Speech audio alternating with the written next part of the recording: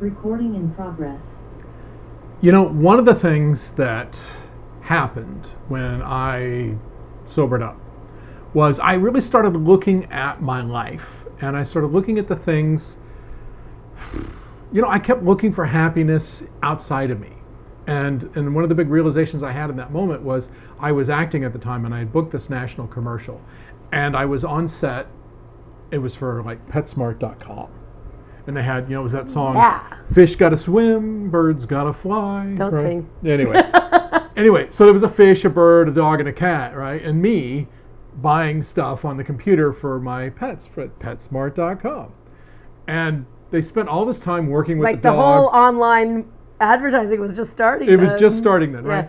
Yeah. And so they spent all this time with the dog, and then all this time with the cat, and they couldn't shoot the dog and cat together because they didn't pay extra to integrate the dog and cat, Oops. because that's part of the contracts. Anyway, I spent 2 days on this set, and oh my God, it was tedious. And I thought, finally, I got the kind of job I really want, where it's going to pay good money, and I'm acting, and I didn't like it. And I was like, suddenly I had this existential crisis, because I thought, well, this is the thing I always wanted. I wanted to book the job. Now I wanted had to book the the job. I wanted to be a professional actor. And now that I was booking the job, in fact, I had also done this independent movie that was a just miserable experience. And I thought, well, the things that I've always thought I wanted aren't bringing me happiness. So what am I going to do now? And that's when I woke up and I realized, oh, my happiness doesn't come from these things. It doesn't come from booking the job. It doesn't come from buying the new car. Whatever. It comes from me and how I'm thinking about myself. And that to me was the beginning. Like, it was the seed that was planted that said, hey, look, you're the one responsible for your happiness. So you're the one that's actually got to take care of making sure you're happy.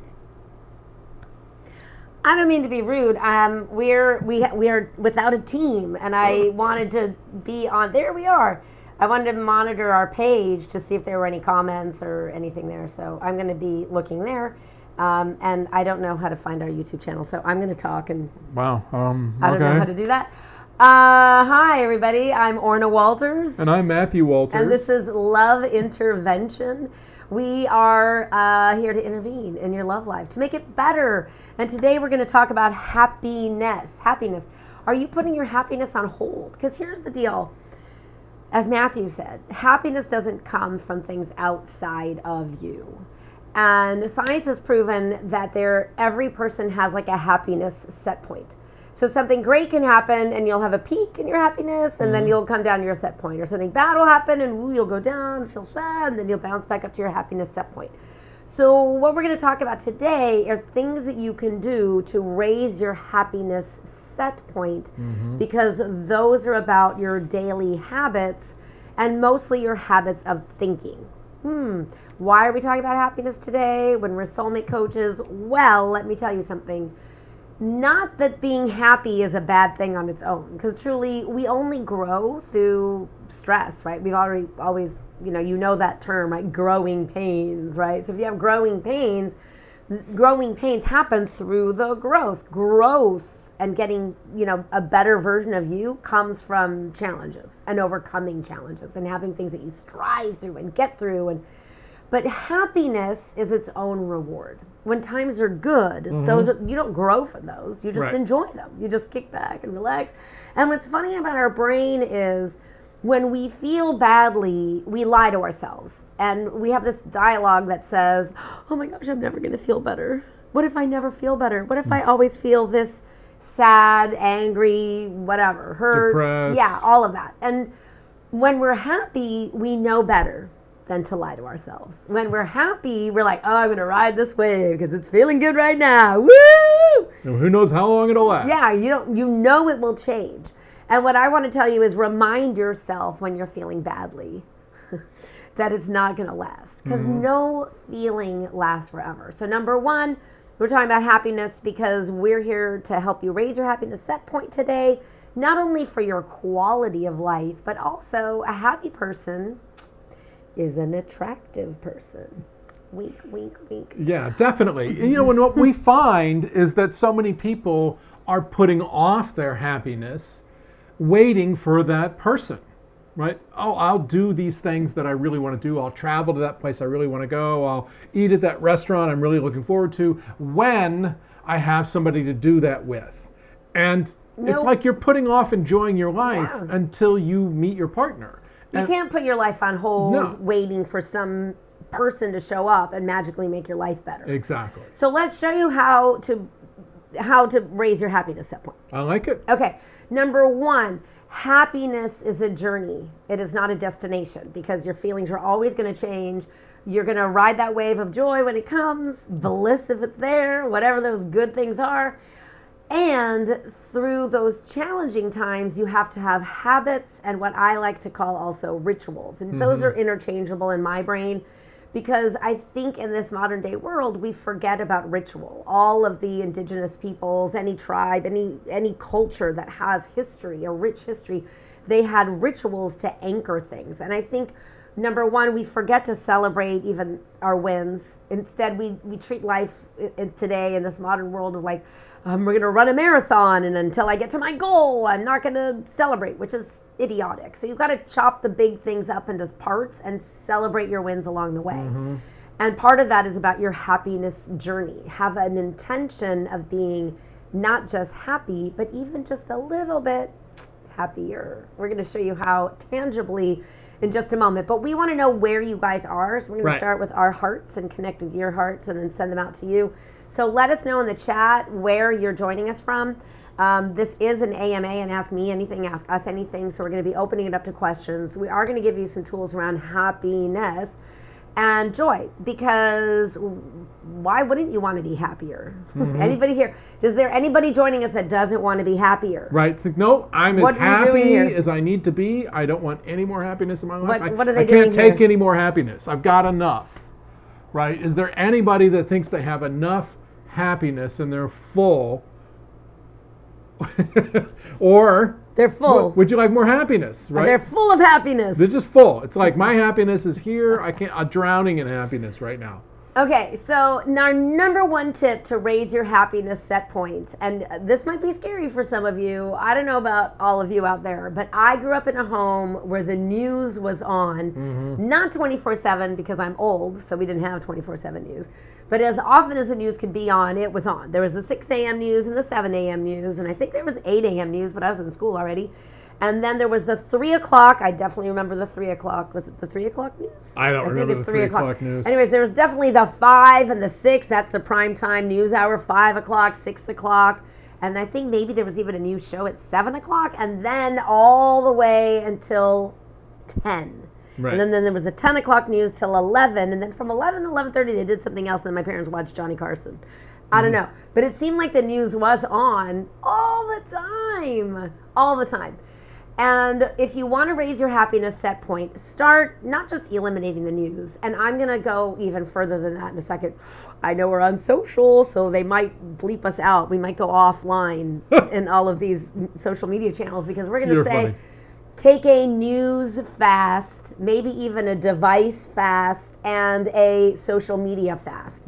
And you know what? That might sound scary. If you're a jump into the deep end of the pool, I would say go a week. Give it up for a week. Like, give it up. When we go camping, we do a device-free week-long camping trip. We try to do that once a year. And it's funny because we might go out, like we might be camping, but we don't see other people. And when we see people in their devices, we're like, my eyes! My eyes! Like, no, I can't look at them. I can't see it. Don't let me see it. Don't let me look at the device. Like, what's going on? So... You know, sometimes people think, oh my gosh, what if something bad happens? I promise you, if something bad that is affecting you directly, people will text you and call you if you need to know. But we have all of these alerts with news coming into our device. It's like an appendage attachment. Like, mine matches me. It's a red phone case. I'm wearing red. Hi, everybody. Yeah, it's like an appendage, right? So put the phone down, put the news down, put the social down. Take a break. So if a week seems too scary, try a day. Put it aside for Maybe day a week. One day, exactly. One day a week. One day a week, and make a commitment to yourself that one day a week. And then maybe you can aspire to be as good as us. I'm just kidding. But maybe you'll book yourself a device-free vacation. And if a week sounds like too long, try 3 days. Try a long weekend, right? A Friday, Saturday, Sunday, or a Saturday, Sunday, Monday, or whatever. And go do something else that doesn't involve your device.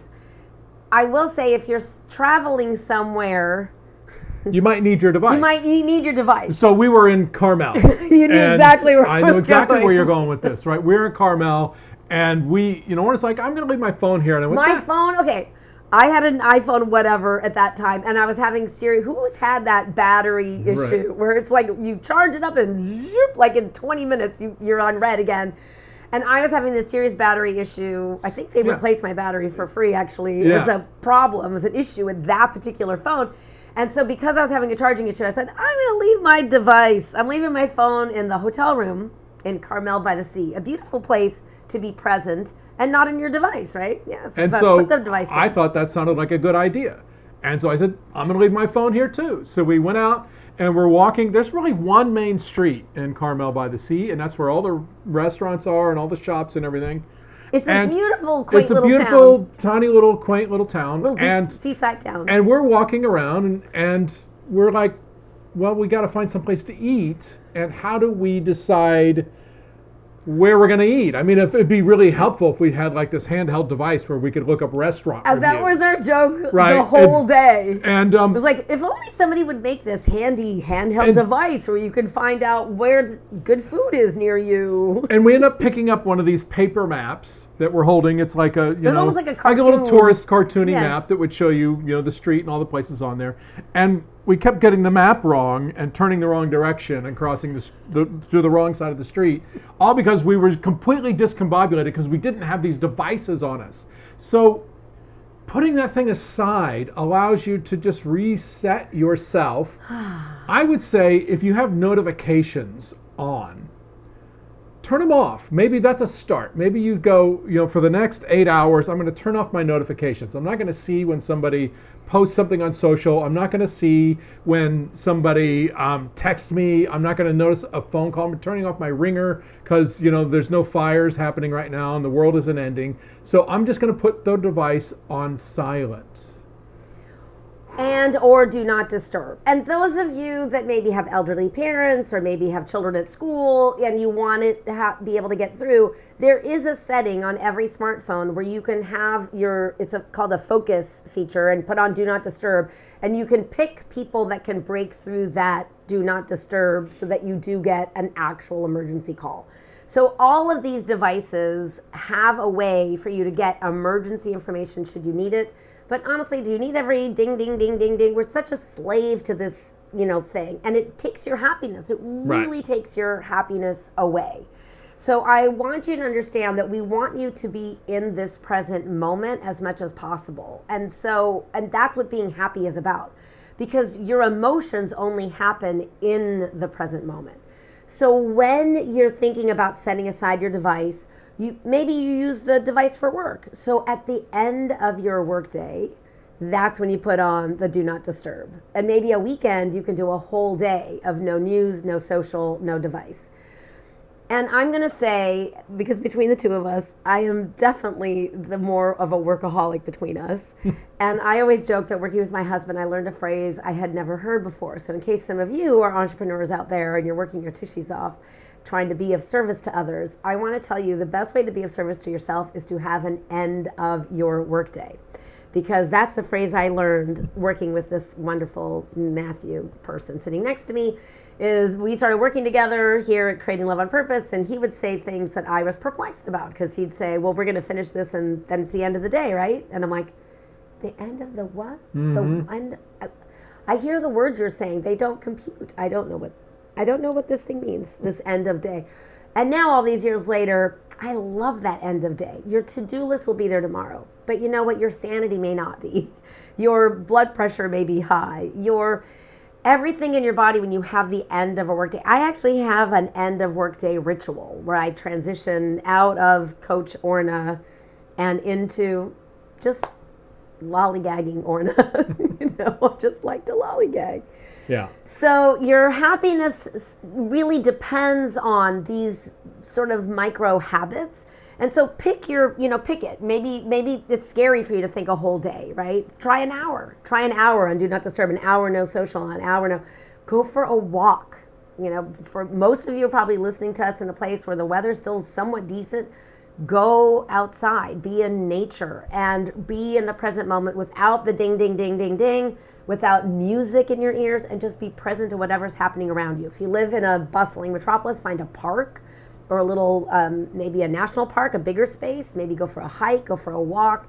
Do something where you're present in nature without distractions of something buzzing around in your head like music or something else. Or a music. podcast. And music is great. I have nothing against music. We take plenty of dance breaks here at Creating Love on Purpose. We'll crank the music up and we'll get out of our desks and dance around, and that's awesome. And you can do that too. Maybe you didn't know there was such a thing as dance breaks. You can take them. You're the grown-up in the room. So if that helps you be more joyful, I would love for you to incorporate that as well. But we're talking about really not having distractions to your present experience. Okay, so before we go into any more tips, we're going to remind you of what you're all here for. This is Love Intervention. I'm Matthew Walters. And I'm Orna Walters. And we're here to intervene in your love life, to get you off the path of frustration and heartbreak and back on the path of long-lasting, soul-satisfying love. Now, a couple people jumped in and said, hi, we have Z, who joined us from New Mexico. I'll see if we have anybody here on the other device. Susan up in San Francisco. And if anybody else wants to share with us where you are joining us from and just say hi, we'd love to hear from you because we'd love to connect with you energetically. And it looks like we don't have anything on the Not social. Yet. All right. So let's move into some more tips. I just said don't check it, but I'm checking it because if somebody has a question, I know you are. No worries. I'm double duty here. There's no team. We're getting into more tips. And so our next tip about happiness is gratitude. So many books, so many studies have shown that gratitude is integral to being happy. And some people are like, well, I don't know. What's the big deal? But when you're grateful for the small things, when you're grateful for a short line at the grocery store, or you're grateful for a green light, or you're grateful for somebody holding the door open for you, you're grateful for your pets, or you're grateful for your family, or your home, or just the simple things like that, it really puts the focus on you enjoying the things that you have and enjoying what's in your life instead of the focus on what you don't have, what you're missing, what you're waiting for. Yeah. Hi there in Chicago, and we've got somebody in Ontario, up in Canada. Thanks for joining us today.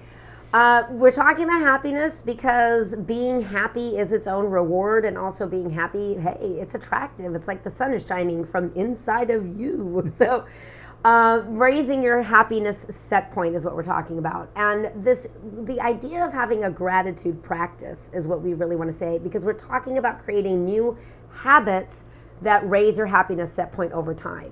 And all you have to work at is being happier, right? And these little habits that have you being happier. So a news fast is where we started. Now we're talking about a gratitude practice. I started a gratitude practice in the 80s when I was still in college at UCLA. Mm-hmm. I started a journal, a book of writing 5 things I'm grateful for every single night before bed. So the 2 times you really want to manage your mindset, it's not like you have to manage every feeling. You can't manage your feelings. I know a lot of people think, I can't have a bad feeling or bad things will happen. That's actually, I would love to think you're that powerful. If you know how to do, and because then I can manifest anything I want. Poof, right? Like I want a pony. Oh, it makes me so happy to have a pony. Bingo. It'd be weird to have a pony just arrive here right now. So you're not that powerful. But what's great about managing your mindset allows you to know what's true for you so that then you can make adjustments. So don't try to polish a turd and think I can't have a bad feeling. You will have bad feelings. We believe that we're here as spirit in human form to feel the full range of human emotion. And as much as you would like to cherry pick and think I want to feel these things and not those things, it's just not, it doesn't work that way. Life is not cherries on a tree where you get to pick the things you want to feel. Instead, you want to know how to handle things so you can ride that roller coaster of all the full range of human emotions and embrace them. So the gratitude piece and about managing your mindset, most important within the first hour of waking and getting out of bed and the first hour before turning out the light to go to bed. Those are the 2 hours out of every single day where if you're managing your mindset in those 2 hours, first hour upon waking, the last hour before going to sleep, that will curb just about anything that happens to you throughout the day. So you can come back to a nice happiness set point. So the gratitude practice I was doing was right before bed. The journal book sat right by my bedside with a pen, and I know we love the devices. We're going to talk about putting down your device again. Don't do it in the device, because writing pen to paper is a different experience for your subconscious mind than it is typing it out into the digital ethers. So pen to paper, kids. Pen to paper. Write out 5 things you're grateful for every night. I've been doing this since the 80s. How long is that? Over 30? 40 years? No, not yet, because I haven't had my 40th The high 80s school. or 40. 83 was 40 years ago. 83. Yeah, but I was still in high school then. So 35. Okay, 35 years ago, ish. I don't know, but I don't remember when I started. Anyway, I know I was in college, sophomore year. And so 5 things every single night. I remember when Matthew and I first started dating, and we got to the place where we were spending the night at one another's places. And there was one night we didn't spend the night together. And I remember the next night, I think you were at my place, and I said, 5 things, and you were like, I forgot to do it. I didn't talk to you last night before bed, and I forgot to do it. And I was like, oh, that was so cute, because you really embraced my practice. Yeah. So we've been doing this together a long time, but I've been doing it twice as long since this guy was in my life. So I just want you to know, this really changed for me, because I grew up, in Hollywood with a town full of cynics. I just want to say, it's easy to get cynical in this world, and it's easy to think, but having a gratitude practice is just being grateful that day for whatever. It could be like you did the laundry. You could say, I'm grateful for clean clothes, and put that on your list, right? Your gratitude practice is literally relative to that day. So if you're sick and somebody brought you chicken soup, you can be grateful for your friend that brought you chicken soup. I mean, it's really, don't have to overthink it. You can be grateful. I remember I'd had this car that kept breaking down on me, and then when I got a car that wasn't, it was like, I'm grateful for my car. It gets me from A to B and back to A again. And yeah, I'd write that all down, right? So it can be anything. It can be some of the same things every night. Like maybe you're grateful for your pets. I know my soulmate Kitty, she's long across the Rainbow Bridge, but I always say she was like a person in a cat suit.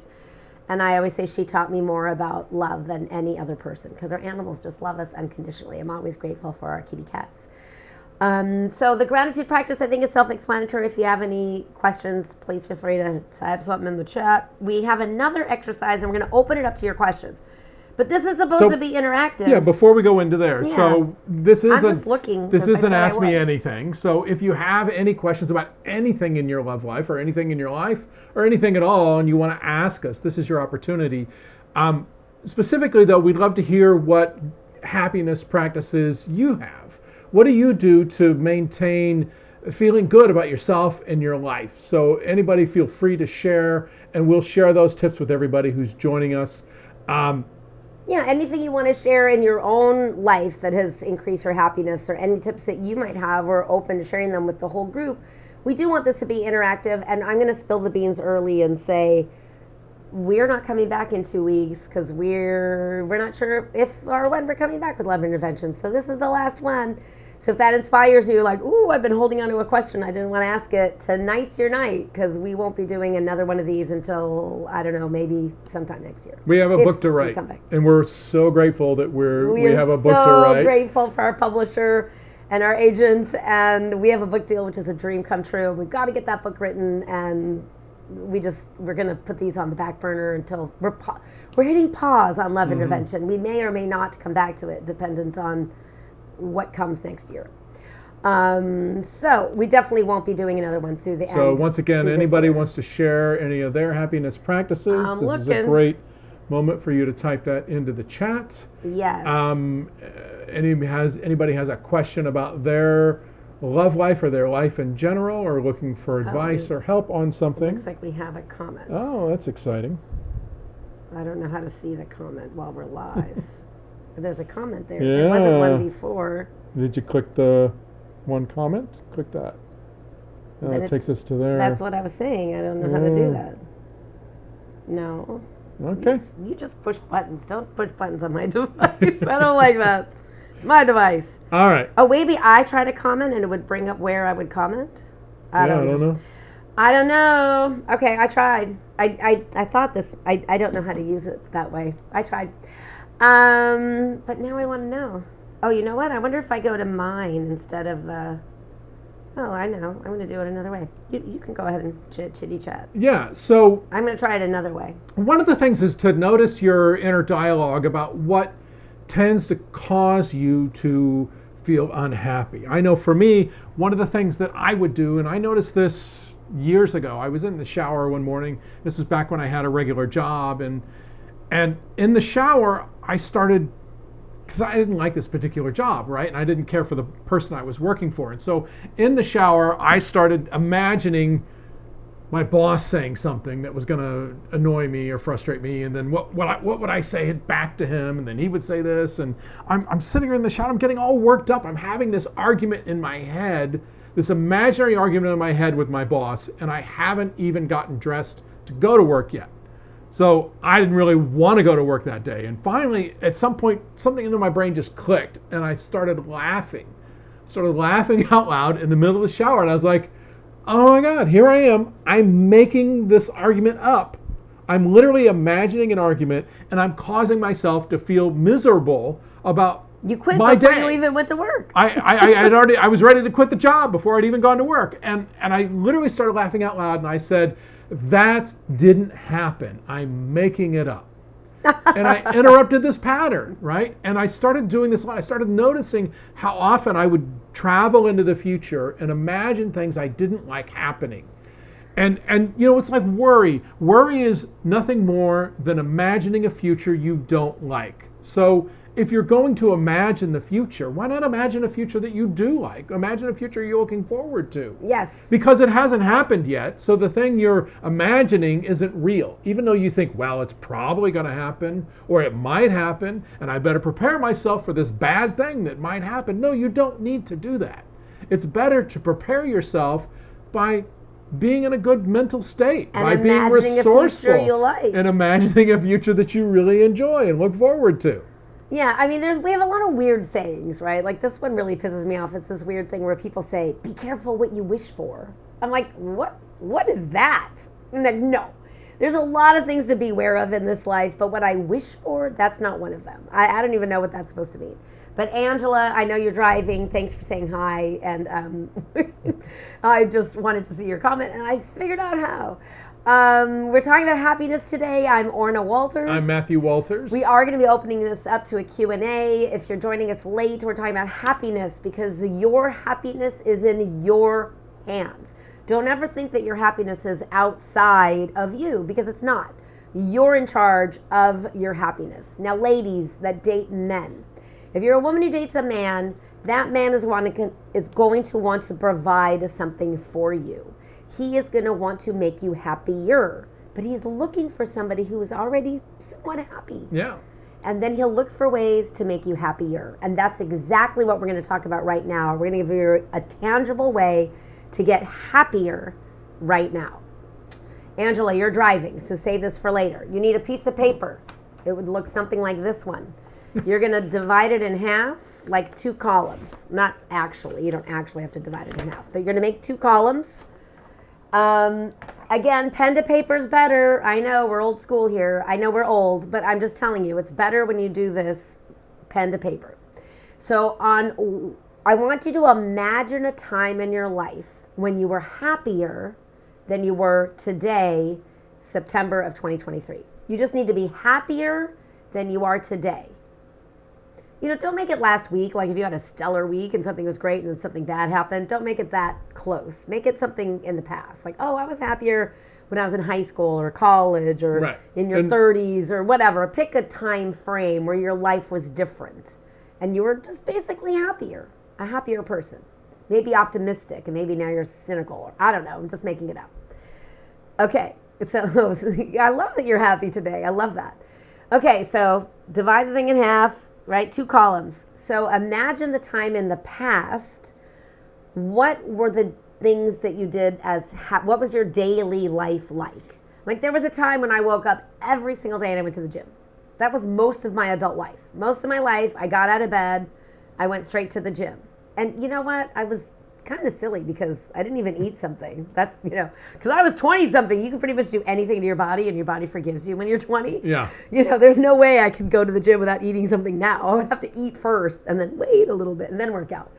So, but for a chunk, like my 20s, my 30s, and even into my 40s when I was doing triathlons, I decided to do triathlons in my 40s. I'm weird.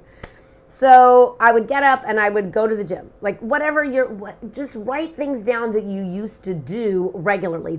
If they're daily, that's great, but they could be 3 times a week or 4 times a week, right? What were your habits in that happier time in the past? What were things that you regularly did? Write that on the left column of the page, and then come over to the right column of the page and start writing down what your daily habits are like now, today, in September of 2023. I don't think it takes a genius to know where I'm going with this exercise. Where are you going? Notice the daily habits of today and the daily habits of the past when you were happier, and make some adjustments in your habits. I like it. There's a great book called Atomic Habits.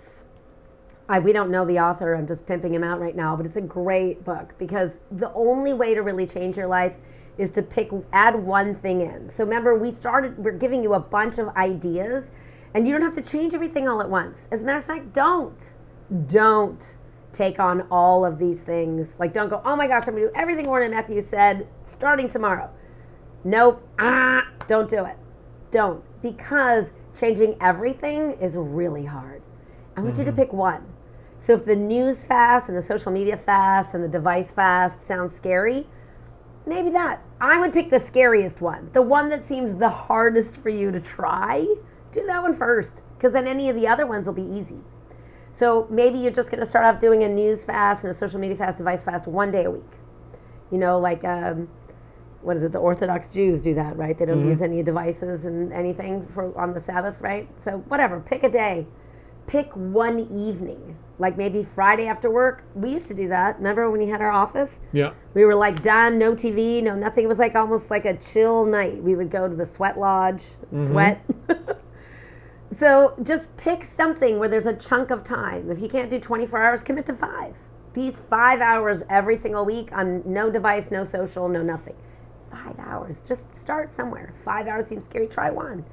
But pick one thing. So if it's the news fast, like that. Social media fast, like that. Or maybe you want to start your gratitude practice and you're like, you know what? I really do have a lot and I don't focus on being grateful for it. Maybe you just want to pick up your gratitude practice. And I will give you the coach's challenge because I just want your life to get better. My coach's challenge is this. If you're going to do the gratitude practice, I challenge you to do it for 40 nights without fail. And that means you can be on night 38, and if you skip one, you got to go back to 1 because you didn't make it to 40. So that's my coach's challenge on the gratitude practice.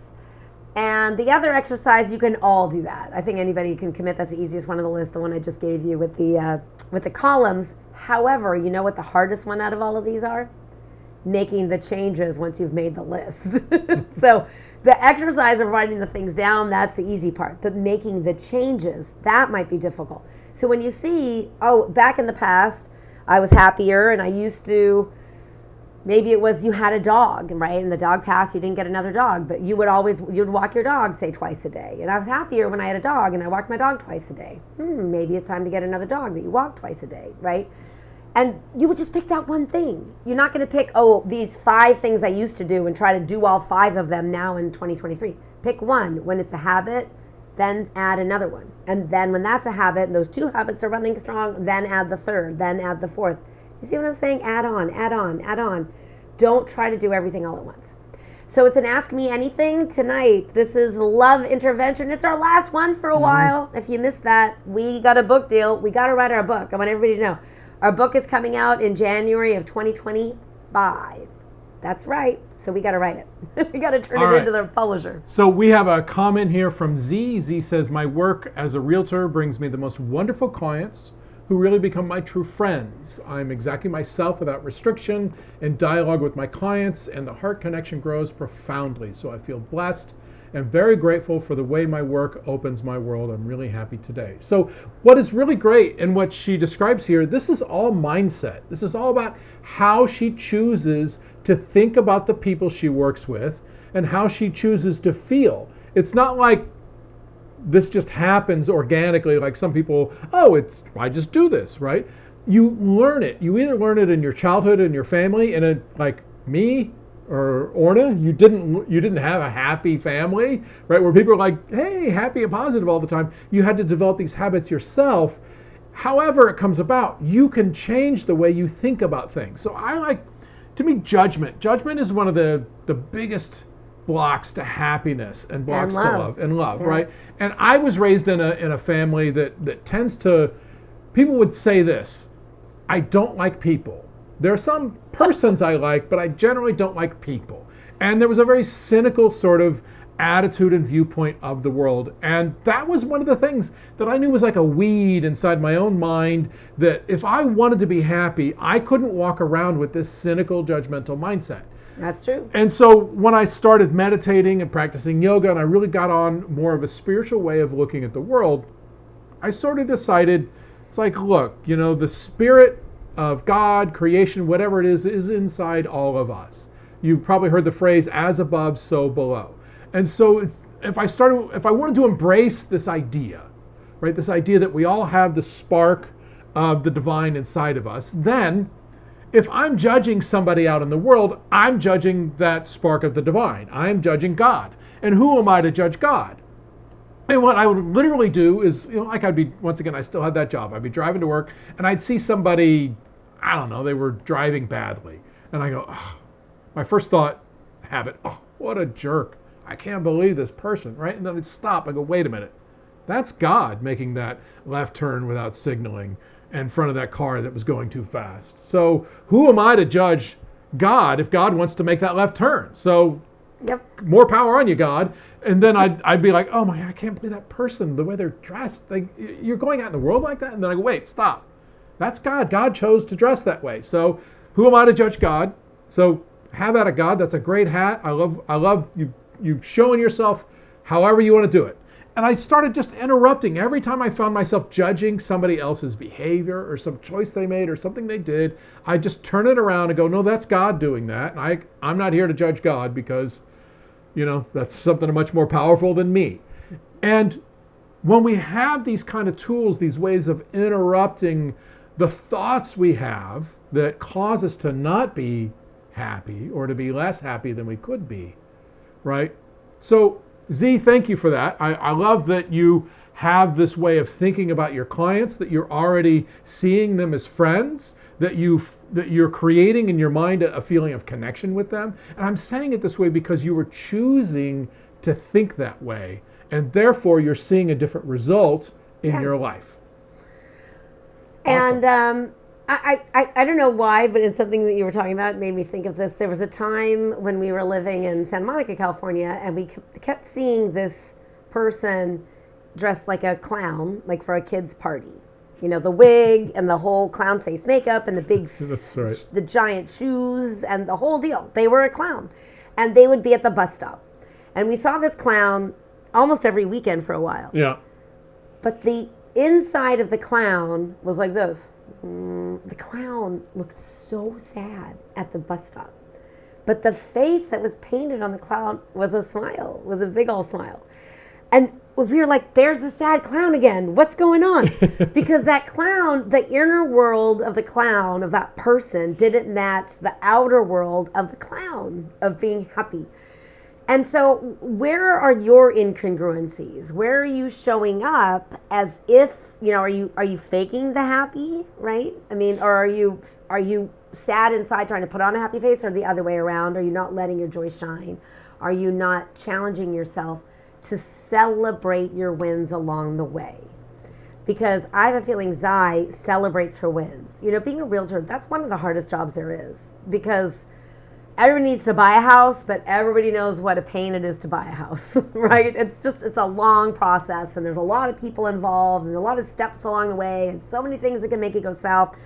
And I mean, I don't know. Oh, you're in New Mexico. I was like, wherever you are, find her if you're looking to live in New Mexico. Because you know what? When you want to buy a house from her, I would want to buy a house from Zai, and I'll tell you why. Because she loves her job. That means that no matter whatever challenges come up, she's going to assist you and help you get through the challenges along the way. Well, guess what, folks? If you're unhappy in your love life, maybe we should be like the realtors of your love life. Because we're going to help you when the challenges Put a for sale sign on your heart. Come up along the way. We're going to help you put a little for sale sign. We're going to help you figure out how to evaluate, that the house is open, going on dates is like an open house. Some people are going to walk through, some people are going to stick around. Some people are going to grab an application but never fill it out. Whatever, right? Right? So there's literally just a few spots left in our Love on Purpose mentoring program. We start on Saturday. This is our last Love Intervention. So I just want to give it a shout out. I'm not going to spend a lot of time. If you're part of our community, you've probably seen this like a bunch of times over the last month. We weren't necessarily going to do another mentoring group this year, again, because of the book deal.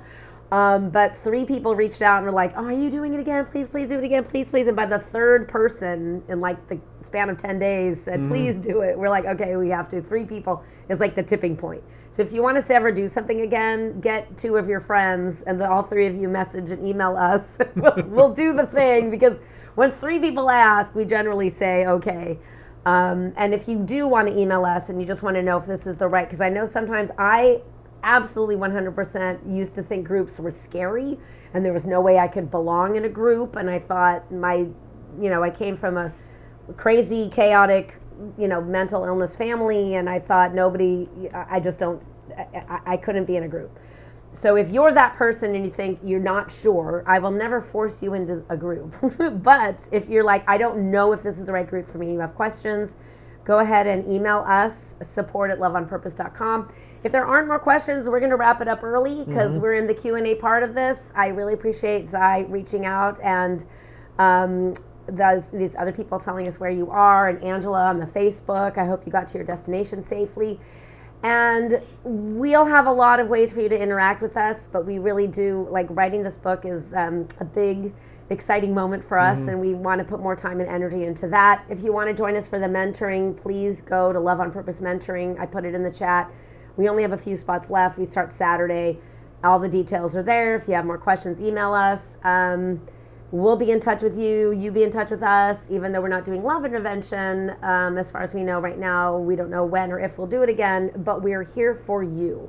Whenever I talk to somebody on the phone and they're not sure if it's the right time for them or it's not the right program for them, whatever it is that we're filling or talking about, and they're like, well, I don't know if I can do it now. Like, I talked to somebody and she was just about to start graduate school, and I was like, oh, you know what? That's okay. Like, that's a big step. You didn't just decide to do that yesterday. That was like a big, long process for you to say yes to grad school, and you start in a couple of weeks. Do that. We're going to be here for you. And so even though this venue is going away, I just want to tell each and every one of you, this is our life's work, and we'll be here for you. And thank you for joining us for all the Love Interventions that you have. We've been doing this, I think, close to 2 years. Yeah, coming up over a year and a half. I think year and 9 months, something like that. Okay. But anyway, we've enjoyed every one of these. We may come back in the future when we get the book done and edited. If 3 people ask us and all that kind of stuff. But we are here. You can still get our Love Notes weekly every week. We'd love for you to check out Love on Purpose Mentoring if it seems like the group is right for you. And you can always email us your questions at support@loveonpurpose, and we could put them into our blog and answer your question there. So thanks, everybody. Thanks, everyone. Have a great night. Bye.